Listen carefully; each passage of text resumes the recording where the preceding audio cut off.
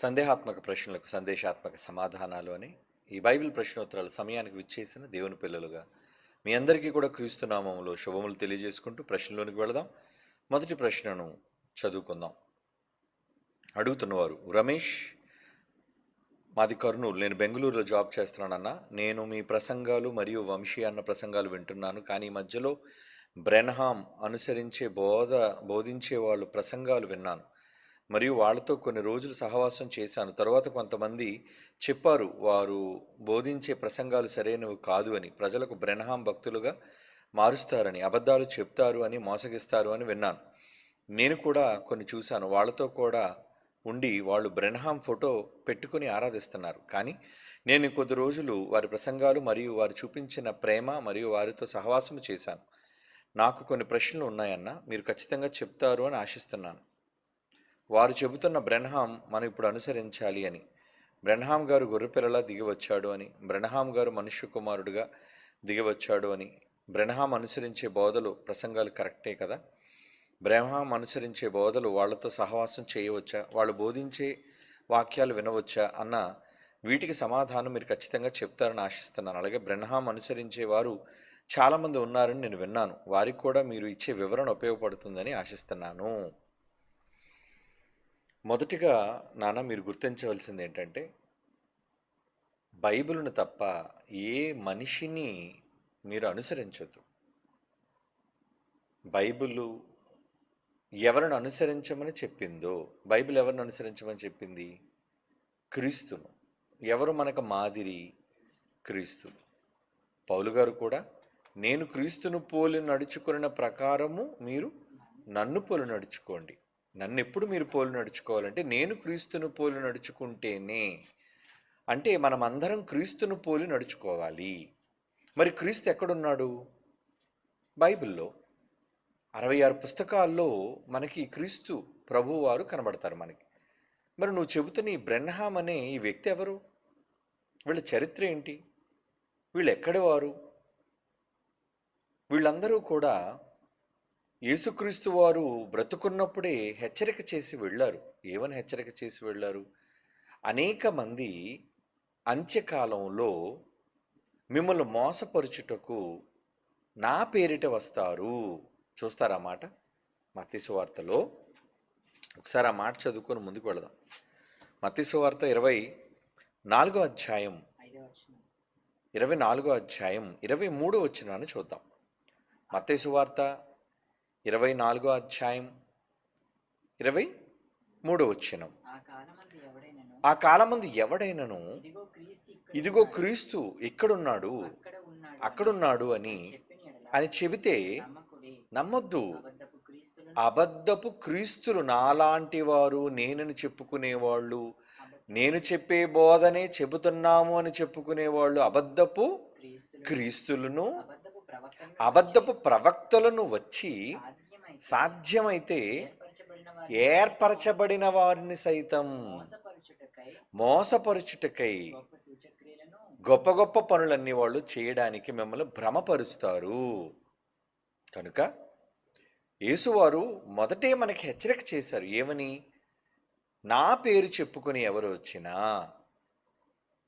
మీరు నమ్మకండి.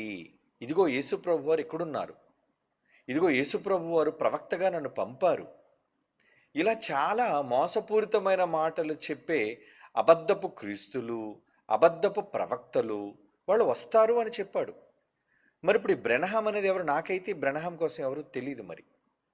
ఏనా? ఎందుకంటే ఇలాంటి వాళ్ళను గురించి మనం వెతకటం అనవసరం, వీళ్ళని గురించి తెలుసుకోవటం నా ఉద్దేశంలో ఇంకా అనవసరం. కనుక ఇలాంటి వాళ్ళని గురించి మనం దూరంగా ఉంటే మంచిది. ఎందుకంటే మనకి ప్రామాణిక గ్రంథం బైబిల్ ఉంది. మరి బైబిల్లో ఉన్న మాటలను బట్టి, బైబిల్లో రాయబడిన దానిని మనం అనుసరించి నడుచుకోవాలే కానీ, బైబిల్లో ఎక్కడైనా బ్రెన్హామ్కి సంబంధించి కానీ, ఆయనకి సంబంధించిన బోధలను గురించి కానీ, లేదా బ్రెన్హామ్ అని నా కుమారుడు మీ వద్దకు వస్తాడు, క్రీస్తు తదనంతరం, అపోస్తుల తదనంతరం, పలానా అంత్యదినాల్లో అని ఏమైనా సూచన బైబిల్లో ఉందా? లేదు. మరి వాళ్ళు చెప్పే బైబిల్ ఏంటో, వాళ్ళు చెప్పే బోధలు ఏంటో నాకైతే ఇప్పటివరకు తెలియదు నిజంగా. మరి నువ్వు వెళ్ళాను అంటున్నావు, విన్నాను అంటున్నావు, ప్రేమ చూపించారు అంటున్నావు అంటే ప్రేమ చూపిస్తే నిజమా? ప్రేమలో అన్ని ప్రేమలు నిజమైన ప్రేమలు ఉండవు. ప్రేమ మోసపూరితమైనది కూడా ఉంటుంది. మాయ చేసేవాళ్ళు. ఇస్కరియోతు ముద్దు పెట్టాడు తోటలోనికి వచ్చి యేసుప్రభువుని. ప్రేమతో పెట్టాడా? ఒక విధంగా వాళ్ళ కాలంలో ముద్దు పెట్టుకోవడం, ఒకరినొకరు గౌరవించుకోవడం, మెడ మీద పడి ముద్దు పెట్టుకోవడం, లేదా ప్రేమించిన వాళ్ళని మనం కౌగిలించుకొని ముద్దు పెట్టుకుంటాం. కానీ అలాంటి ముద్దు కూడా ద్రోహపు ముద్దు. అంటే అది ప్రేమ అనుకుంటే ఎలా? నన్ను చాలా బాగా చూసుకున్నారండి, నాకు మంచి భోజనం పెట్టారండి, నాకు బట్టలు ఇచ్చారండి, లేదంటే నాకు కావలసిన వాటిని ఇచ్చారండి అని నువ్వు అనుకుంటే ఎలా నాన్న? మనుషులు మీకు శరీర సంబంధమైన వాటిని ఇవ్వటం వలన వాళ్ళ బోధ నిజము అని మీరు అనుకోకూడదు. ఎవరైనా బైబిల్ తప్ప ఈ ప్రపంచంలో ఏ మనిషిని బైబిలులో ఉన్న దానిని బోధించే వారిని అనుసరించాలి తప్ప, అనుసరించాలంటే వ్యక్తులను అనుసరించమని నేను చెప్పటం లేదు, యేసుప్రభు వారిని అనుసరించాలి, ఆయన మాటలను అనుసరించాలి. ఆయన మాటలు ఉన్నవి ఉన్నట్టుగా ఎవరు చెబుతారో అలాంటి వారితో మీరు సహవాసం చేయాలి. ఎందుకంటే ఈ బోధను తేక ఎవరైనా మీ వద్దకు వస్తే ఏమని చెప్పాడు అలాంటి వారిని గురించి? 2 యోహాను పత్రిక ఒకే ఒక అధ్యాయం ఉంటుంది, 9వ వచనం. 2 యోహాను పత్రిక ఒకే ఒక అధ్యాయం ఉంటుంది, అందులో 10వ వచనం. 10వ వచనం, ఎవడైనను ఈ బోధను తీసుకొని రాకుండా బ్రెన్హామ్ అనే కొత్త పేరుతో మీ యొద్దకు వచ్చిన ఎడలా అసలు వాడిని మీ ఇంటిలోనికి కూడా రావనివ్వద్దు, వానికి శుభము కలగాలి అని మీరు కోరుకోవద్దు చెప్పేశాడు. ఇది పరిశుద్ధాత్మ దేవుడు భక్తుడైన యోహాను గారి ద్వారా చివరి గడియల్లో, అంటే బైబిల్ పరిపూర్ణమవుతున్న సందర్భాల్లో రాయించిన మాట. మరి ఎలా మీరు ఎవరిని పడితే వాళ్ళు స్వీకరిస్తారు? స్వీకరించడానికి మరి వాళ్ళ దగ్గరున్న బలం ఏంటి? బైబిల్లో వాళ్ళకు కలిగిన నమ్మకం ఏంటి? బైబిల్లో వారిని గురించి వ్రాయబడిన సందర్భం ఏంటి? ఇవన్నీ ఆలోచించాలి కదా. బ్రెన్హామ్ ఫోటో పెట్టుకొని ఆరాధించడం ఏంటి? ఎవరిని ఆరాధించాలి? యేసుప్రభు వారు కూడా తండ్రిని ఆరాధించే వ్యక్తిగా ఉన్నారు. మరి బ్రెన్హామ్ ఎవరు? అసలు బైబిల్లో ఈ పదం ఉందా? నాకు తెలిసి ఎక్కడ బైబిల్లో బ్రెన్హామ్ అనే పదం చదవలేదు నేను ఎప్పుడు. ఇలాంటి కొత్త పేర్లు, కొత్త పరిచయాలు, ఒకవేళ క్రొత్తదనం కోసం మీరు అనుకుంటే క్రొత్తదనం ఎప్పుడు చాలా ప్రమాదకరమైనది, మర్చిపోకండి. మీరు అనుకున్నారు లోక సంబంధమైన మాటల ప్రకారంగా క్రొత్త ఒక వింత, పాతకు రోత అన్నారు. అంటే పాత అనగానే పాతబడిపోతాయి మనకి, కానీ ఓల్డ్ ఈజ్ గోల్డ్ అని కూడా అన్నారు. అంటే పురాతనమైనవి, ప్రాచీనమైనవి, అందులో సత్యం దాగి ఉంటుంది. క్రొత్తదనంలో ఏముంటుంది చెప్పండి? మనిషి రోజు క్రొత్తదనానికి అలవాటు పడుతున్నాడు. క్రొత్త మాటలు, క్రొత్త పరిచయాలు, క్రొత్త ప్రేమలు, క్రొత్త బోధలు, క్రొత్త సహవాసాలు, క్రొత్త సంఘాలు. అలా మీరు అలవాటు పడితే ఎలా చెప్పండి? అలా అనుకుంటే మీరు మోసపోతారు. వద్దు, మీరు మోసపోకూడదు. 66 పుస్తకాల ప్రామాణికమైన ప్రాచీన గ్రంథం బైబిల్ లిఖితపూర్వకంగా మీ దగ్గర ఉన్నప్పుడు మీరు ఎలా చెప్పండి మరలా ఎవరో బోధల్లోనికి మీరు ఎలా వెళుతున్నారు? ఎవరో బోధలను నిజమని మీరు ఎలా స్వీకరించగలుగుతున్నారు? ఏదో ట్రై చేద్దాం అనుకుంటున్నారా ఏంటి? మార్కెట్లో ఈ సబ్బు దొరికింది కాబట్టి ఈ సబ్బు తర్వాత మరొక సబ్బు, ఆ సబ్బు తర్వాత మరొక సబ్బు. ఏ డెర్మటాలజిస్ట్ని అడిగినా ఎప్పుడూ కూడా మీ చర్మానికి ఉపయోగపడే ఒకే ఒక్క సబ్బును వాడాలి అంటారు, తెలుసా? అలాగే మీ తలకి ఉపయోగపడే నూనె ఏదైతే ఉందో దానినే మీరు ఎప్పుడూ వాడాలి.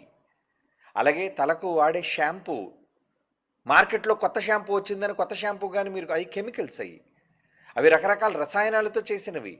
క్రొత్తది కదా, వాసన బాగుంది కదా, లేదంటే మార్కెట్ బాగుంది కదా, ఎక్కువ మంది వాడుతున్నారు కదా అని మీరు వాడారనుకోండి, దానివల్ల చాలా సైడ్ ఎఫెక్ట్స్, ప్రమాదం.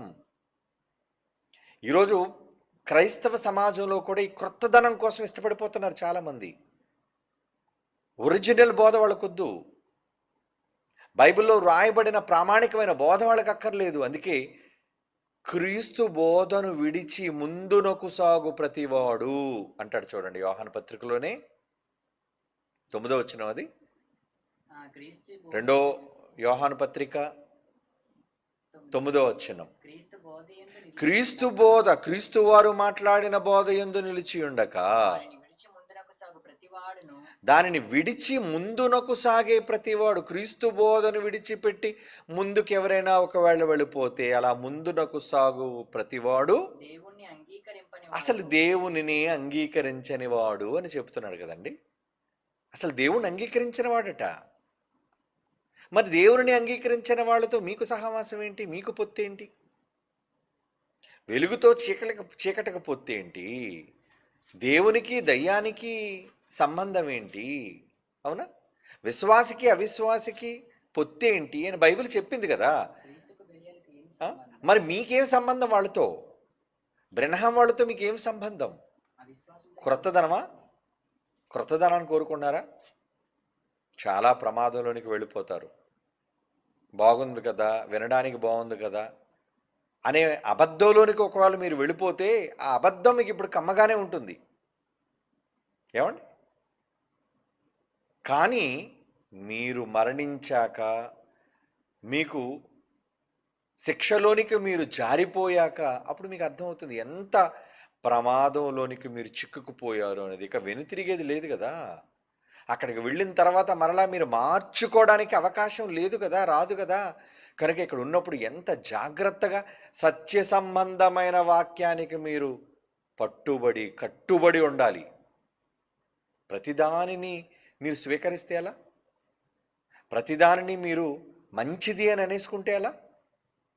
నన్ను అడిగితే బైబిలును దాటి క్రీస్తు బోధను విడిచి ఎవడు ఓవర్టేక్ చేసి ముందుకు వెళ్ళినా వాళ్ళు క్రీస్తునే అంగీకరించిన వాళ్ళు అంటున్నాడు. పోనీ ఎవరు చెప్పిందేందో విందాం. ఏ బోధకుడైనా చెప్పనివ్వండి, ఆ బోధకుడు చెప్పిన విషయాన్ని మనం విందాం. కానీ ఆ బోధకుడు చెప్పిన విషయం బైబిల్లో ఉందా? మీకు ఎందుకు ఇచ్చాడు బైబిల్? దేవుడు రాయించి ప్రవక్తల ద్వారా ఇన్ని వందల సంవత్సరాల కాలంలో ఎందుకు మీకు ఇచ్చాడు చెప్పండి. ఆలోచించారు ఏ రోజైనా? 1400 సంవత్సరాల టైం పట్టిందండి బైబిల్ రాయబడటానికి. ఎందుకు రాయించి ఇచ్చాడు చెప్పండి? ఇది ఒక టెక్స్ట్ బుక్, ఇది ఒక గైడ్. ఈ పుస్తకాన్ని విడిచిపెట్టి ఎవరో రాసిన వాటినన్నిటినీ కూడా తప్పులను మీరు వెతుక్కుంటూ చదువుకుంటూ మీరు తప్పులోనికి వెళ్ళిపోతూ మరలా అందులోని మీరు ప్రశ్నలోనికి మునిగిపోతూ, మీకు ప్రశ్న రావడం కూడా తప్పు కాదు, కానీ అసలు మీరు ఎందుకు సహవాసానికి వెళ్ళటం? బోధను అంగీకరించిన ముందుకు విడిచేవాడిని క్రీస్తు అంగీకరించిన వాడు దూరంగా ఉండండి వాళ్ళకి. కరోనా వచ్చిందనగానే మీరు ఎంత జాగ్రత్త పడ్డారండి? కంటైన్మెంట్ అయ్యారా లేదా? మీరు మీ ఇంటిలో మిమ్మల్ని మీరు కన్ఫైన్ చేసుకున్నారా లేదా? అవునా? మరి అలాంటిది బోధ విషయంలోకి వచ్చేసరికి మీ ఆత్మకు సంబంధించింది అది. ఎలా వదిలి వెళ్ళిపోతారు? ఎలా క్రొత్తదనంలోనికి ఎలా వెళ్ళిపోతారు? మీరు నమ్ముకున్న బోధ ఏంటి?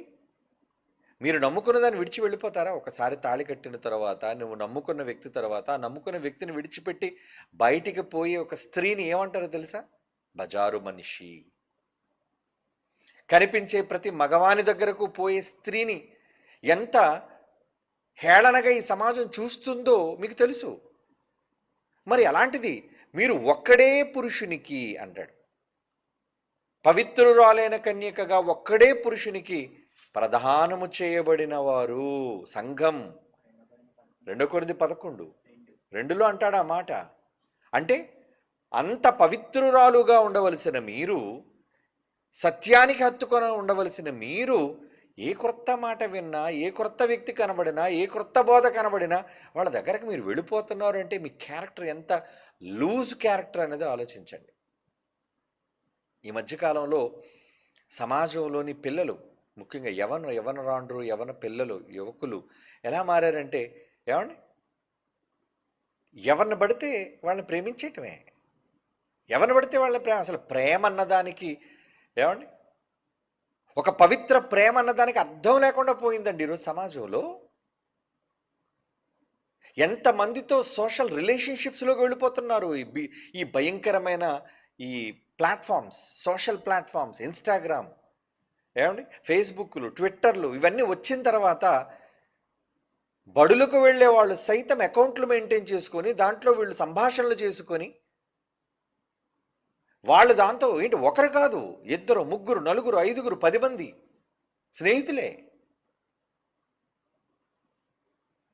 అంటే వీళ్ళు దేన్ని కోరుకుంటున్న వాళ్ళు? ఈరోజు ఒక అబ్బాయితో మాట్లాడారు, మళ్ళీ వెంటనే రేపు మరొక అబ్బాయితో మాట్లాడుతుందంటే ఏంటన్నమాట? ఎవరు? టూ డేంజరస్ క్యారెక్టర్, చాలా ప్రమాదమైన క్యారెక్టర్. ఈరోజు ఒక అమ్మాయితో పరిచయం పెంచుకొని మరలా రెండో రోజు మరొక అమ్మాయితో పరిచయం పెంచుకున్నాడు అనుకోండి, ఎవడు వాడు?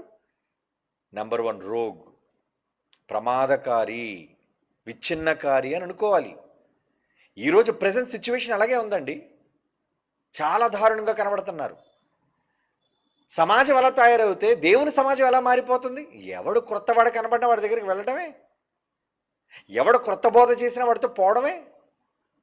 ఒకసారి ఒకదానికి కట్టుబడి తలదించి సత్యానికి హత్తుకున్న తరువాత ప్రాణం పోయినంత వరకు ఏమండి కట్టుకున్న వాడితో నిలబడేదనండి ఇల్లాలు అంటారు, లేదంటే వెలయాలు. నీతి కలిగిందాన్ని అనరు, అలా పోయేదాన్ని నీతి తప్పినది, నీతి మాలినది అంటారు. మరి మనకున్న నీతి ఎవరి మీద చెప్పండి? ఒకే వాక్యం, బోధ. ఎన్ని బోధలు ఉన్నాయి బైబిల్లో? ఒక్క బోధ. ఏమండి? ఒక్కసారే అప్పగింపబడిన బోధ అని కూడా అన్నాడు, ఒక్కసారే. మరి ఒక్క బోధ కోసం మీరు నిలబడకుండా ఎలా వెళ్ళిపోతారు, ఎలా మారిపోతారు? ఏమంటే ఈరోజు చాలామంది బైబిల్లో లేనిది చెప్పడం ప్రారంభిస్తున్నారండి, అబద్ధాలను. వాళ్ళు ఎవరైనా కానివ్వండి, కానీ వాళ్ళు అనుసరించే వాళ్ళు ఉన్నారు అంటే జాగ్రత్త, మీరు కూడా పక్కత్రోవ పట్టేసే పరిస్థితులు ఉన్నాయి. ఈవెన్ మన దగ్గర ఈరోజు డిగ్రీలు చేసిన వాళ్ళు సైతం, అందులో ఆడవాళ్ళు కూడా ఉన్నారు, జాగ్రత్త. అందులో సెమినార్లకి ఇలాంటి వాళ్ళందరూ కూడా ఈ చెత్త సరుకు అంతా కూడా వస్తుంది. కనుక మీరు ఎవరితో పడితే వాళ్ళతో పరిచయాలు పెంచుకోవటం. సెమినార్ అంటే ఏంటి? ఇటు సోషల్ నెట్వర్కింగ్ అనుకున్నారా ఏంటి? ఈరోజు సెమినార్ అనగానే ఎలా తయారైందంటే ఒకరితోనొకరు కలుసుకునే, ఏమండి అంటే ఒక లవర్స్ పార్క్ అనుకున్నారా ఏంటి? అది కొత్త కొత్త బోధలన్నీ తీసుకొని వచ్చి కొత్త కొత్త బోధలన్నీ పరిచయం చేసి కొత్త కొత్త వ్యక్తులతో పరిచయాలు పెంచుకోవటం. మితిమీరిపోతుంది ఇది. ఇలాంటి వాళ్ళు చాలామంది ప్రవేశిస్తారు, జాగ్రత్త. చాలా ప్రమాదకరమైన వాళ్ళు వీళ్ళు. బోధల పేరట వచ్చేసి చాలామందిని ఉన్నవారిని డిస్టర్బ్ చేస్తున్నారు. ఏమని? తండ్రే కుమారుడుగా వచ్చాడట, కుమారుడే పరిశుద్ధాత్మనిగా వచ్చారట, ముగ్గురు వేరు కాదట. ఏమండి? ముగ్గురు ఒకే పాత్రలో ఉన్నారట, ఒక్కరే ముగ్గురుగా మనకు కనబడుతున్నారట. ఇంతకీ దీన్ని అంగీకరించిన వాళ్ళు, బైబిల్ విద్య కోర్సు చేసిన వాళ్ళు అంటే ఎలా ఉంటుంది చెప్పండి? అందులో ఆడవాళ్ళు జాగ్రత్త. ఎవరైనా ఈ బోధను తేక మీ దగ్గరకు వస్తే అస్సలు వాళ్ళతో పరిచయాలు పెంచుకోకండి, మీ ఇంట్లో చేర్చుకోకండి. మా ఇంటికి వస్తావా సిస్టర్? ఏమండి? మగవాళ్ళు ఇలాంటి వాళ్ళు తయారయ్యారంటే నేను ఆశ్చర్యపోయాను. ఆడవాళ్ళు కూడా ఇలాంటి వాళ్ళు తయారయ్యారండి, ఆడవాళ్ళు. ఈ మధ్యన సెమినార్కి చాలామంది అలాంటి వాళ్ళు కూడా వాళ్ళు వచ్చి వెళ్ళిపోయిన తర్వాత తెలుస్తుంది వీళ్ళకి ఏం పని అంటే వీళ్ళు అంటించుకున్న రోగం, వీళ్ళకున్న జబ్బు అమాయకులని మీకు కూడా అంటించడానికి వీళ్ళు చేస్తున్నారు ప్రయత్నం. అందులో మనలాంటి వాళ్ళ దగ్గర కూడా చాలామంది లూజ్ క్యారెక్టర్స్ ఉంటారు. అంటే ఏంటి? ఏది వినా నిజమే, ఇది కూడా బాగున్నట్టుంది కదా, ఇదే నిజంలా ఉంది కదా. అలా నిజంలో ఒకళ్ళు ఎవరు అనుకున్నా దయచేసి వాళ్ళకి డిస్టెన్స్ అంటే దూరంగా ఉండండి. వాళ్ళకి పోయేవాళ్ళని పోనివ్వండి, పోతారేమని ఎవరి కోసం బాధపడకండి, ఎవరి కోసం భయపడకండి, పోయేవాడిని పోనివ్వడమే. ఏమండి? ఈ బోధ కఠినమైన మాట ఎవడ వినగలడు అని 1000 మంది యేసుప్రభు దగ్గరికి వస్తే పొండ్రా అన్నాడు. ఎవడి కోసం భయం? నువ్వు నమ్ముకున్నది సత్యమైనప్పుడు, పోయే వాళ్ళందరూ అసత్యాన్ని నమ్ముకొని లక్షల మంది పోతున్నప్పుడు నీకెందుకు బాధ? ఏమండి? చెప్తే వాళ్ళు వినరు. అలాంటప్పుడు వాళ్ళ కోసం నీకెందుకు, వాళ్ళ కోసం మీకెందుకు చెప్పండి ప్రయాసం. కానీ నాయకులైన వాళ్ళు మానిటర్ చేయాలి, మీరు ఎవరెవరినైతే తీసుకొస్తున్నారో. చేదైన వేరు ఒకవేళ ఏదైనా మొలిస్తే దాన్ని ఏం చేయమన్నాడు? వెంటనే కత్తిరించేమన్నాడు. అక్కడే కర్నూలు ప్రాంతం నుంచి వచ్చారు కొంతమంది, అందులో ఆడవాళ్ళు కూడా ఉన్నారు. అందులో కర్నూలు కళాశాలకు సమీపం, కర్నూలు యాజమాన్యానికి తెలియదండి, ప్రిన్సిపల్స్కి కానీ అక్కడ ఉన్న ఏడీడీలు కానీ వాళ్ళకి తెలియదు. వాళ్ళ అమాయకులు ఏదో మన పిల్లలకి అదే అని వచ్చారు. కానీ వీళ్ళు జబ్బు అంటించుకొని వచ్చిన వాళ్ళు. వీళ్ళు సెమినార్కు వచ్చి ఇటువంటి తప్పుడు బోధలన్నీ చేస్తున్నారు. ముగ్గురు ఒక్కటే, ఒక్కరే ముగ్గురుగా వచ్చారు. ఇలాంటి తప్పుడు బోధలు ఎవరు చేసినా మీకు వాళ్ళు నచ్చితే వాళ్ళతో పొండి. అవును, మా దగ్గరికి రాకండి. లేదు మేము చెప్పింది నేర్చుకుంటారా, వచ్చి కూర్చొని నేర్చుకోండి. ఇలాంటి ప్రమాదకరమైన వ్యక్తులను ఒకవేళ మీరు కానీ స్వీకరించారో మీ బ్రతుకులు పాడైపోతాయండి. ఆత్మనాశనానికి వెళ్ళిపోతుంది. మీరు ఏదో చాలా సులువుగా తీసుకుంటారు బోధ అంటే. ఓ బోధ తప్పుడు బోధ అయితే ఏముందండి అనుకున్నారా? అయ్యో, చాలా భిన్నమైన బోధలోనికి ఒకవేళ మీరు వెళ్ళిపోతే శాపగ్రస్తుడు అన్నారు. పౌలు ఏమన్నాడు? గలతీ పత్రిక 1వ అధ్యాయం 6వ వచనం చూడండి. అంటే మీరు దాన్ని చాలా సీరియస్గా తీసుకోవట్లేదు. ఏ బోధ అయితే ఏంటండి, ఈయన కూడా ప్రసంగికుడే కదండి, ఆయన కూడా ప్రసంగికుడే కదండి, ఈయన కూడా వాక్యోపదేశకుడే కదండి. గొప్పతనాన్ని బట్టి, పేరును బట్టి, ఊరును బట్టి చూస్తున్నారా? వద్దు, చూడకండి. బైబిల్ హెచ్చరిక చేస్తుంది ఏమని? గలతీ పత్రిక 1వ అధ్యాయం 6వ వచనం, క్రీస్తు కృపను బట్టి మిమ్మును పిలిచిన యేసు ప్రభువుని విడిచి భిన్నమైన సువార్త తట్టుకు, బ్రెనహాం లాంటి బోధలు కావచ్చు, ముగ్గురు ఒక్కరే అని చెప్పే బోధలు కావచ్చు, ఏమండి స్వయంభవుడనే బోధలు కావచ్చు, ఇలా చాలా కొత్త కొత్త పదాలు వింటున్నాం ఈ మధ్యని. ఏమండి ఇలాంటి పదాలలో ఒకవేళ ఎవరైనా విని కొత్త బోధలలోని ఎవరైనా వెళ్ళిపోతే చెప్తున్నాడు వాళ్ళ కోసం ఏమని? క్రీస్తు కృపను బట్టి మిమ్మల్ని పిలిచిన వారిని విడిచి భిన్నమైన సువార్త తట్టుకు. మీరు ఎంత ఫాస్ట్గా వెళ్ళిపోవడం చూస్తే పౌలుగా ముఖ్య వాక్యోపదేశకుడుగా నాకే ఆశ్చర్యం అవుతుంది అన్నాడు. అంటే ఆ రోజున పౌలు గారిని విడిచిపోయారా? కనుక మనల్ని విడిచిపోరేంటి? మన దగ్గర పోతారు, పోనివ్వండి. పౌలు లాంటి మహాభక్తుడు, మహాజ్ఞాని, 14 పత్రికలు రాసిన ఒక గొప్ప విద్వాంసుడు ఆయన. అలాంటి వ్యక్తిని విడిచిపెట్టి పోయారట. మీరెందుకు బాధపడిపోతున్నారు? వెళ్ళిపోతున్నారని. ఎప్పుడు వెళ్ళిపోయే వాళ్ళ కోసం బాధపడకండి. పాత కంపు పోవాలి. పాత వాళ్ళు ఉంటే వాళ్ళు చాలా డిస్టర్బెన్స్. అందుకే ఏమంటున్నాడు చూడండి పౌలు, అలా మిమ్మల్ని డిస్టర్బ్ చేసేది మరి ఒక సువార్త కాదు కానీ మీరు నేర్చుకున్న ఈ మంచి క్రీస్తు సువార్తను చెరుపగోరి మిమ్మును కలవరపరిచేవారు కొందరున్నారు. మేము చెప్పిన ఈ సత్యాన్ని కాకుండా మరి ఒక బ్రెనహాం బోధ కానీ, మరి ఒక కొత్త రకం బోధ కానీ బైబిలులో లేనిది మేమైనా తిరిగి పరలోకం నుంచి వచ్చిన ఒక దూతైనా మీకు చెబితే శాపగ్రస్తుడు అంటున్నాడు. చూడండి, ఓ శాపగ్రస్తుడు అంటే వరం అనుకుంటున్నారేంటి? దాన్ని నరకానికి పోతాడని.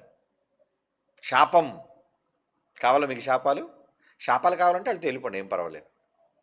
శాపాలు మాకు కావాలి మెండుగా అనుకుంటారా? ఈ కొత్త బాధల్లో వెళ్ళిపోండి, మేమేం మిమ్మల్ని అభ్యంతరపరచం, అడ్డగించం, పోయేవాళ్ళు పోండి. కానీ ఎవరెవరైతే నాయకులుగా, ప్రిన్సిపల్స్ కానీ, వాక్యోపదేశకులు కానీ, బోధకులు కానీ మీ సంఘాలు, సహవాసాలు, పిల్లల్ని తీసుకొని వస్తున్నారో వాళ్ళపైన ఒక కన్నేసి ఉంచాలి. మీరు కన్నేసి ఉంచాలి. ఎందుకంటే అలర్ట్గా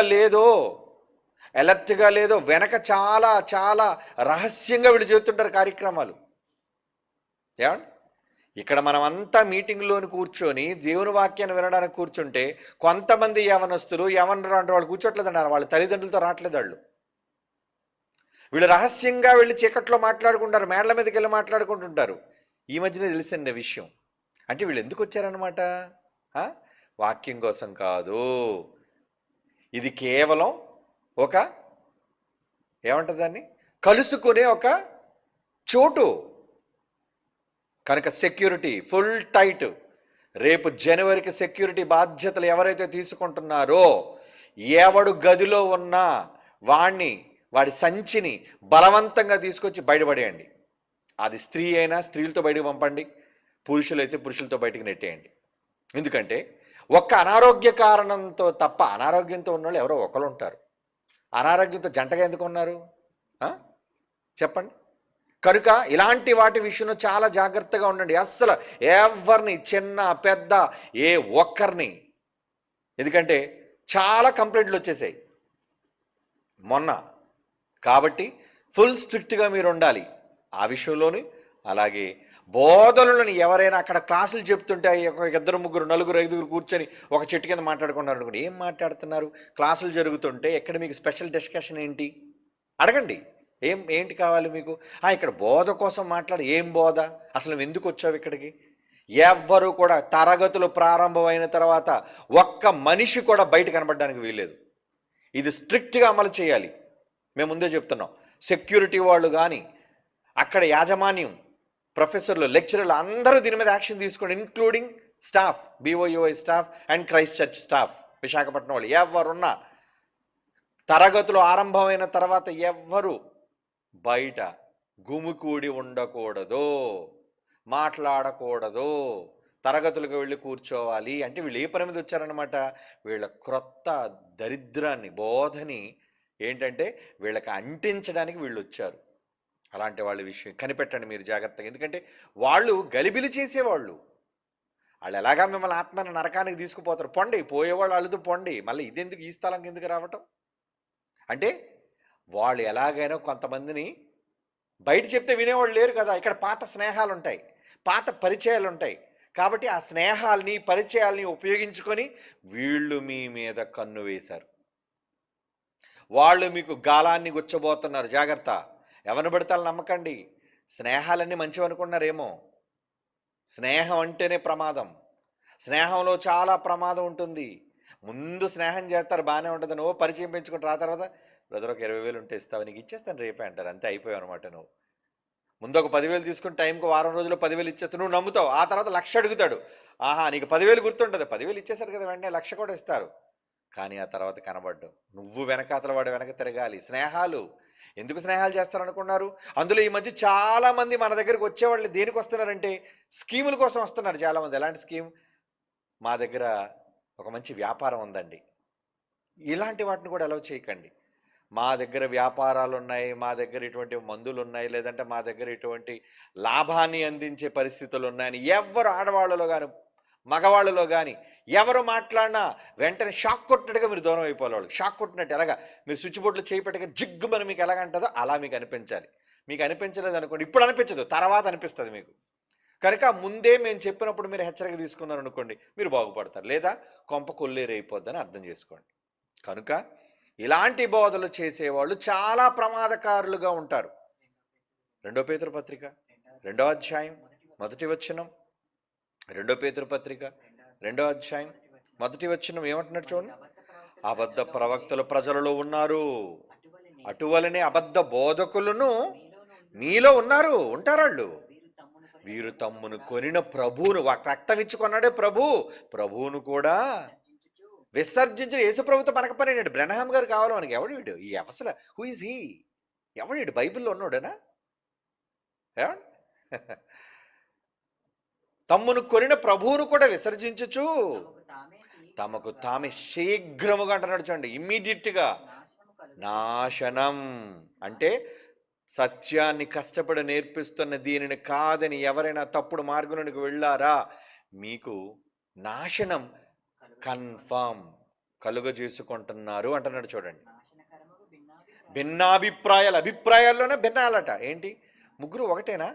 ఒకటేనండి. మరి ముగ్గురు వేరు వ్యక్తులుగా కనబడ్డారండి. అంటే తండ్రి కుమారుడు ఒకటి కాదండి.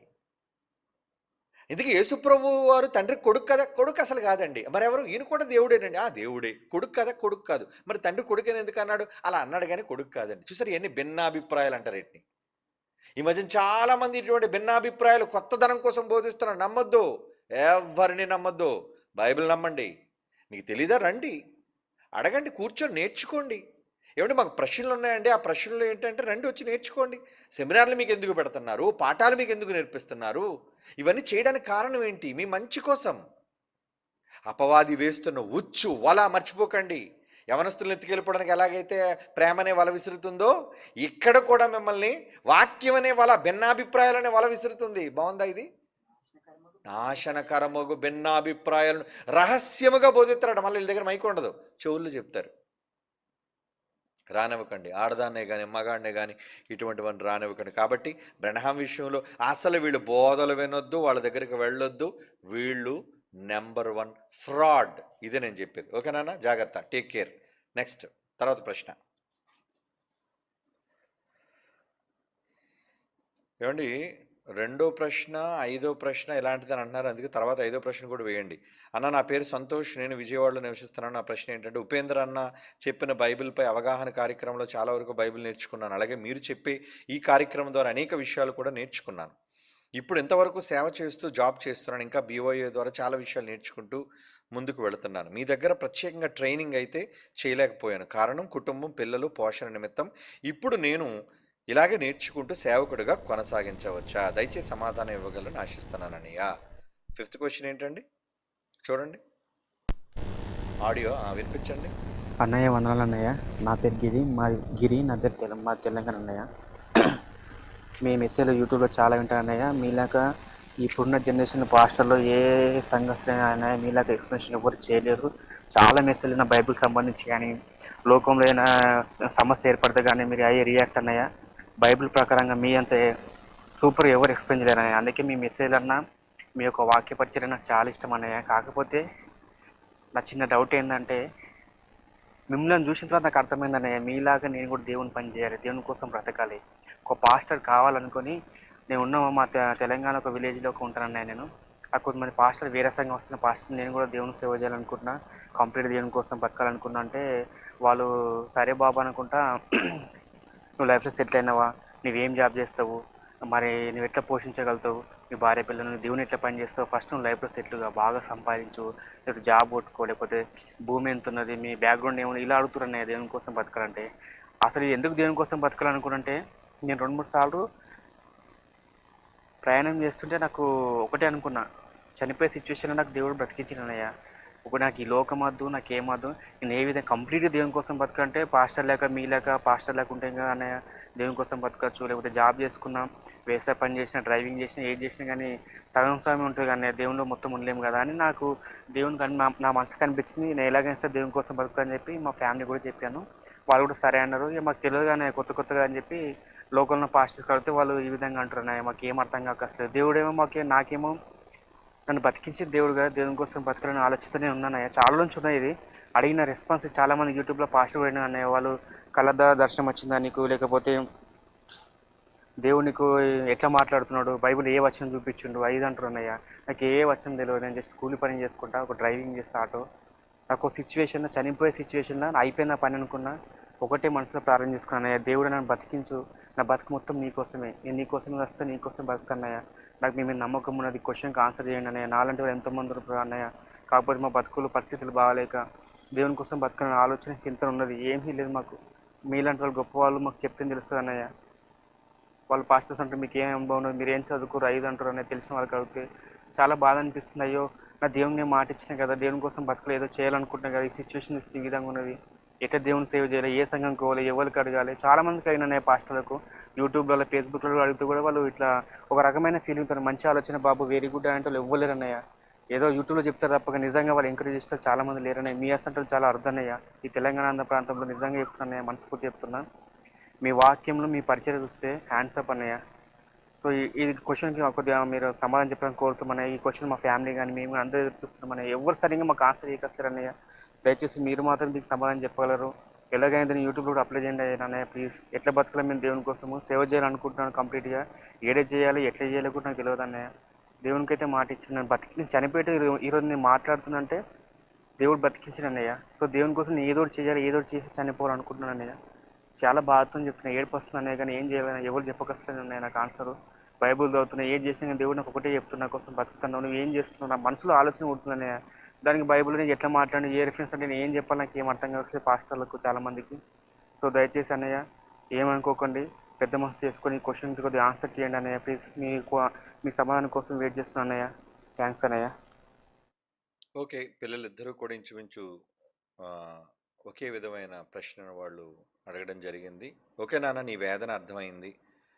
నువ్వు సేవ చేయాలనుకోవటం, నీకున్న ఆర్థిక పరిస్థితులు, కుటుంబ సమస్యలు ఇవన్నీ ఉన్నాయి. సేవ అనేది నాన్న చాలా భారంతో కూడుకున్నది. అంటే బాధ్యత. అది ఒక పదవి కాదు, అది ఒక అధికారం కాదు, కానీ మందను కాసే బాధ్యత అన్నారు దాన్ని. కాపరులైన వాళ్ళని గురించి దేవుడు మాట్లాడుతూ కాపర్లకు ఒక హెచ్చరిక చేశాడు నాన్న. ఏంటో తెలుసా? మీ పైన నాయకులుగా ఎవరైతే ఉన్నారో వాళ్ళు ఆత్మల విషయమైన లెక్క అప్పచెప్పాలట. హెబ్రీ పత్రిక 13వ అధ్యాయం 17వ వచనం చూడండి నాన్న. హెబ్రీలకు రాసిన పత్రిక 13వ అధ్యాయం 17వ వచనం. మీ పైన నాయకులుగా బోధకులు, నాయకులు, పరిచారకులు, పెద్దలు ఎవరైతే ఉన్నారో నాయకులుగా ఉన్నవారు లెక్క అప్పచెప్పవలసిన వారై మీ ఆత్మలను కాయుచున్నారు. అంటే వాళ్ళ పని ఏంటి? ఆత్మలను కాయటం. ఏమంటే ఒక తల్లి తండ్రి అన్న తర్వాత పిల్లల్ని కాయాలా వద్దా? వాళ్ళు తప్పటడుగులు వేస్తున్నప్పుడు ఏ మెట్ల మంచి పడిపోతారో, ఏ ప్రమాదమైన దాన్ని ముట్టుకుంటారో అని తల్లి తండ్రి ఎప్పుడు పిల్లల్ని కాపాడుతూ ఉంటారండి. కాయటం అంటారు దాన్ని. మన తల్లిదండ్రులు అలా కాయబట్టి ఈరోజు బాగున్నామండి.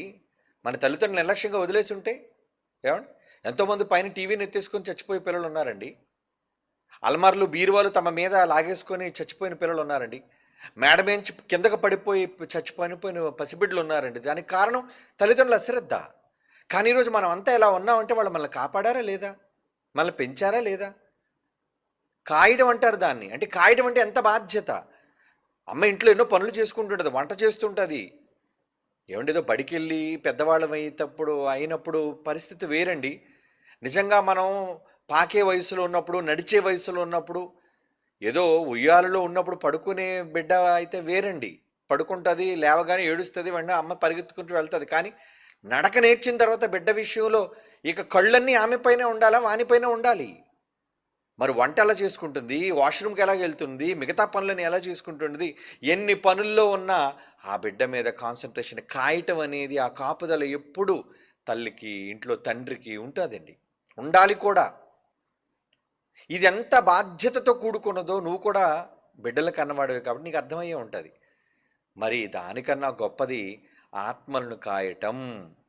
నా ముందు ప్రశ్నలో నేను ఎందుకు ఈ దొంగ బోధకుల కోసం, అపవాదులు దొంగ అబద్ధాలను చెప్పి తప్పుడు భిన్నాభిప్రాయాలను, భిన్నమైన బోధలు చేసేవాళ్ళు మన మధ్యకు వస్తున్నారని ఎందుకు ఆవేదనతో చెప్పాను? వాళ్ళు చెడగొడతారు చాలామందిని వచ్చి, అది నిజమన్నట్టుగా నమ్మిస్తారు. ప్రజలు ఎలా అంటే అమాయకులుగా మారిపోయిన ఏది చెప్పినా నిజం అనుకుంటే ఎలా చెప్పండి? ప్రతిదానిని నమ్మేస్తారా? ప్రతిదానికి మీరు మోసపోతారా? ఏమండి, సంఘాల్లో చాలామంది చాలా విషయాల్లో లక్షల రూపాయలు నష్టపోయిన వాళ్ళు ఉన్నారండి. లక్షలు. ఎందుకు నష్టపోయారంటే అబద్ధాన్ని నమ్మి. ఎందుకు నమ్మారు అంటే అమాయకత్వంతో నమ్మేశారు. కనుక దీనంతటికి కారణం మన అమాయకత్వం, మంచితనం. ఈ మంచితనాన్ని ఆసరాగా తీసుకొని దొంగలైన వాళ్ళందరూ కూడా చాలా ప్రమాదకారకంగా వాళ్ళు మారుతారు. మనకి బోధ విషయంలో మీరు ఏదో మంచిగా ఉన్నారు, ఏదో కొత్త విషయాలు నేర్చుకోవాలి. చాలామందికి వాక్యంలో ఇంట్రెస్ట్ ఉంటుందండి. నేను చాలా బాగా చదవాలి. ఇప్పుడు నిజంగా ఆ తమ్ముడు మాటల్లో చూడండి, ఎంత ఆసక్తి, ఎంత ఆవేదన. నేను చెయ్యాలి, నేను నేర్చుకోవాలి, నేను పరిచర్యలో ఉండాలి. మంచిది, వెరీ గుడ్. నువ్వు పరిచర్య చేయాలనేది చాలా చాలా మంచి ఆలోచన. ఎందుకంటే దేవుని కొరకు ఆత్మలను సంపాదించటం అది. దేవుడు తనకు పిల్లలకు కావాలని కోరుకున్నాడు. ఆ కోరుకున్న కోరికను తీర్చే ప్రపంచంలోని గొప్పవాడు ఎవడంటే పరిచారకుడు. ఆత్మలను కాపాడి రక్షించేవాడు మాత్రమే దేవునికి నచ్చేవాడు. ఎందుకంటే అందరూ తమ సొంత కార్యాలు చూసుకునేవాళ్ళు, కానీ పరిచర్య చేసేవాడు, వాక్యాన్ని ఉపదేశించేవాడు, నేర్పించేవాడు, ఆత్మలను దేవుని యొద్దకు చేర్చేవాడు. అంటే మంచిని నేర్పించేవాడు, భక్తిని నేర్పించేవాడు, పరలోకానికి వెళ్ళడానికి మార్గాన్ని మీకు నేర్పించి చూపించేవాడు. మరి అలాంటి వ్యక్తి విషయంలో ఏమండి, మీరు అలాంటి వ్యక్తులుగా మారాలి అంటే దేవుడు కావాలి. అలాంటి వాళ్ళు సమాజాన్ని చూసి దేవుడు ఏమని అభిప్రాయపడ్డాడు? మొదటి శతాబ్దంలో కోత విస్తారంగా ఉందట, పనివారెవ్వరూ లేరట కోయడానికి, కనుక పనివారిని పంపమని తండ్రిని వేడుకోండి యేసుప్రభు ఆ రోజు చెప్పాడు.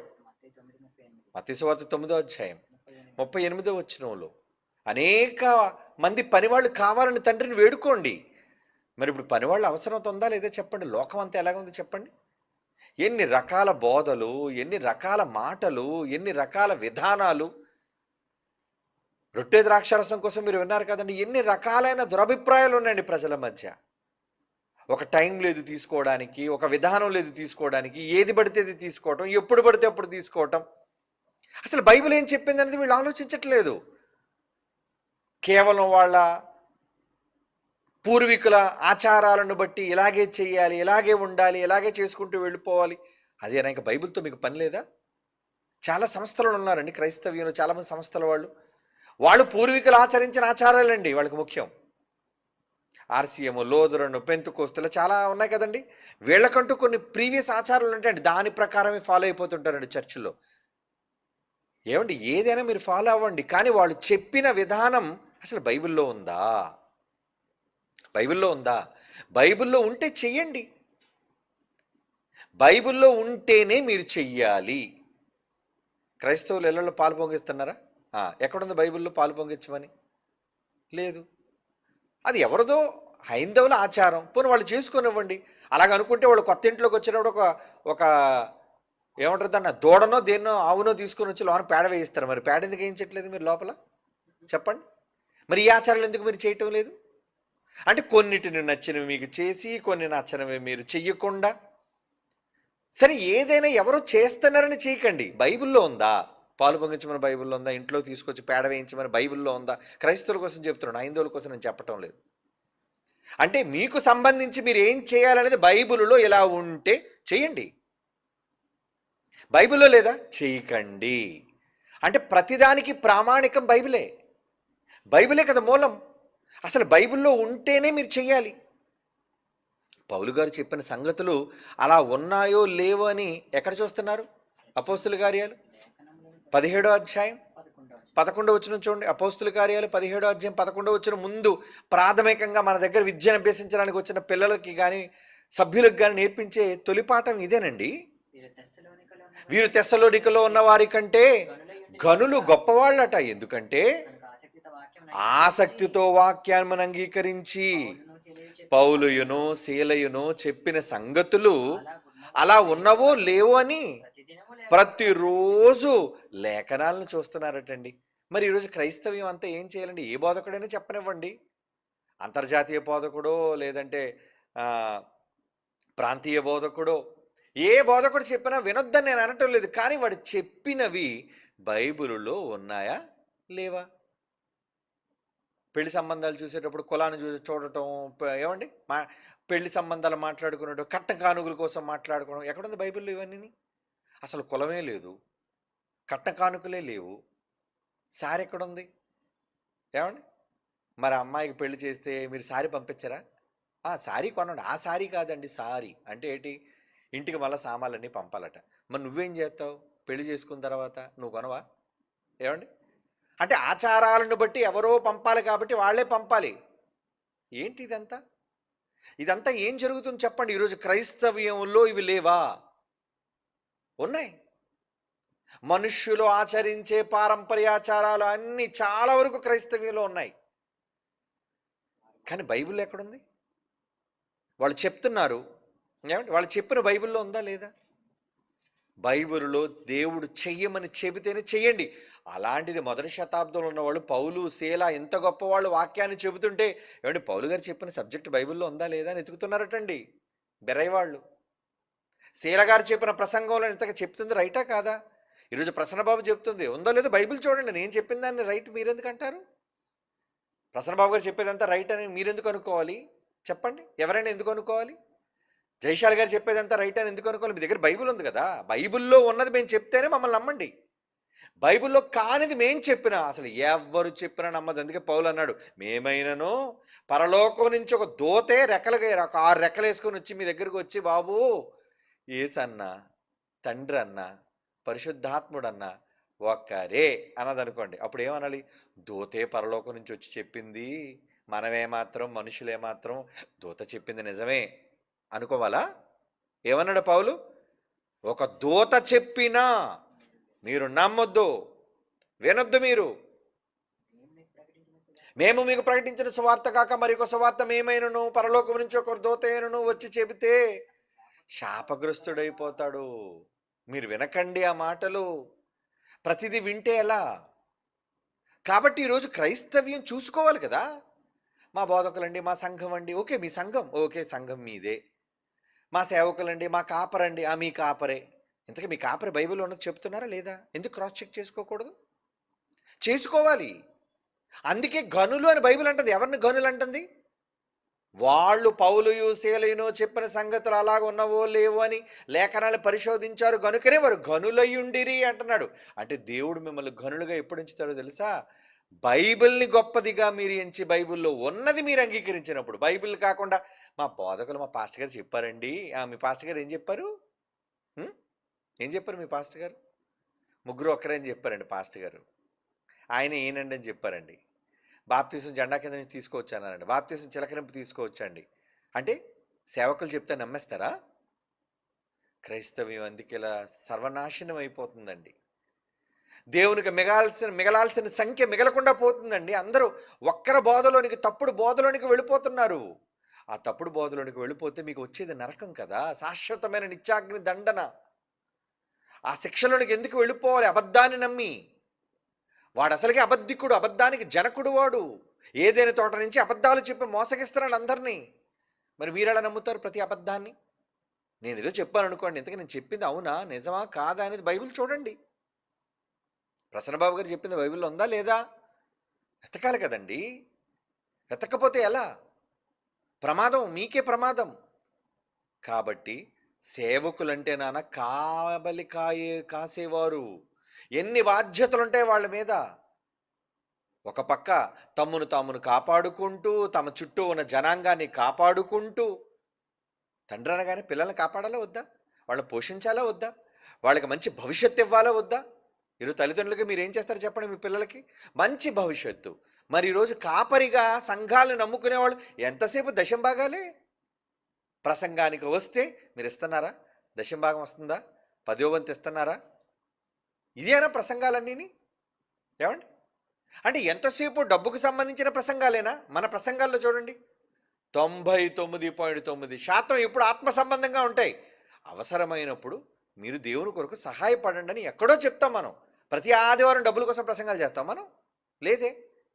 ఏదైనా ఒక కార్యం ఉంటే, ఏదైనా మనం చేయాల్సిన బాధ్యత ఉంటే అప్పుడు మనం చేయాలి. దానికోసం మనం మాట్లాడుకోవాలి. డబ్బే ప్రధానమైపోయిందా? మరి ఇవన్నీ ఏంటన్నమాట? చాలామంది మోసగాళ్ళైన పనివారు, మోసగించే పనివాళ్ళు చాలామంది ఉన్నారు. ప్రతిదాన్ని నమ్మకండి. ప్రతివాడు బోధకుడు అని అనుకుంటే ఎలా? ఏమండి? ప్రతివారు ఎంబీటీహెచ్ చేసేసారండి, ప్రతివారు బీబీటీహెచ్ చేసేసారండి, వీళ్ళు చెప్పేదంతా రైటేనండి, వీళ్ళకి సంఘం ఉందండి, సహవాసం ఉందండి, లేదంటే వీళ్ళకి పెద్ద పరిచర్య ఉందండి, ఏమండి వీళ్ళు చాలా పెద్ద సంస్థ అండి, అలా ఎలా అనుకుంటారు? సంస్థను బట్టా రైటు? ఏమండి? సంఖ్యను బట్టా రైటు? కాదు కదా. కనుక బాధ్యత, పరిచర్య అంటేనే నాన్న చాలా పెద్ద బాధ్యత. అందుకే దేవుడు భయపడి ఒక మాట అన్నాడు. యాకోబు పత్రిక 3వ అధ్యాయంలో 1వ వచనంలో ఏమంటున్నాడు చూడండి. పరిచారకులుగా, బోధకులుగా ఉండాలనుకున్న వాళ్ళతో ఏమంటున్నారు చూడండి ఆయన. నా సహోదరులారా, యాకోబు పత్రిక 3వ అధ్యాయం 1వ వచనం. సహోదరులారా, బోధకులమైన మనము మరి కఠినమైన తీర్పు పొందుదామని ఎరిగి మీలో అనేక మంది బోధకులుగా మారకండి నాయన. బోధకులుగా మారకండి. సేవకు సహకరించినా పర్వాలేదు, కానీ బోధ చేస్తామని చెప్పి తప్పును బోధించకండి. నానా, మీ ఇద్దరికీ నా యొక్క ప్రత్యేకమైన సలహా ఏంటంటే, ఓకే నువ్వు అన్న పాపము సంతోష్ అన్న అబ్బాయి నేను ఇంకా బైబిల్ BOU ద్వారా చాలా విషయాలు నేర్చుకున్నాను, ట్రైనింగ్ కూడా చేయలేదంటే, నువ్వు ట్రైనింగ్ చేస్తే నేర్చుకుంటావు. మరి నువ్వు నేర్చుకుంటేనే కదా 10 మందికి చెప్పగలవు. ఒకవేళ నీకు చేయడం ఇష్టం లేదా, ఓకే, బలవంతంగా ఏం చేయవలసిన పని లేదు.